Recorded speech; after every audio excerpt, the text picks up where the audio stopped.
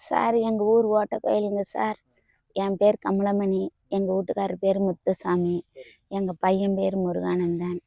நாங்கள் விவசாயம்தாங்க சார். விவசாயத்தில் கஷ்டப்பட்டு சம்பாரித்து இதேமாரி செய்கிறோங்க சார். போன வருஷம் இந்த வருஷம் மாதம் கொஞ்சம் கம்மி தாங்க சார். மழை இல்லை. ஐப்பசி மாதம் கருது வாங்கும்போது அதெல்லாம் கொஞ்சம் பெருங்கருதாக இருந்து ஒரு பாப்பா வந்து இது மாதிரி சோளத்துக்கு விளம்பரத்துக்காக கொஞ்சோண்டு இடம் வேணும்னு கேட்டாங்க. சரின்னுட்டேன். அவங்க வந்து ஆளுங்களை வச்சு இதை மாரி சோளம்லாம் வெட்டி டெக்கரேஷன் பண்ணி அவங்க செஞ்சிட்டாங்க. அவங்க பண்ணிட்டு போயிட்டாங்க சார். அதெல்லாம் பீஜி மாதிரி எவ்வளோ பேர் வந்து பார்க்குறாங்க, எவ்வளோ பேர் வந்து வீடியோ எடுக்கிறாங்க. ஒருத்தர் கூட வீடியோ எடுக்காதவங்க கிடையாதுங்க சார்.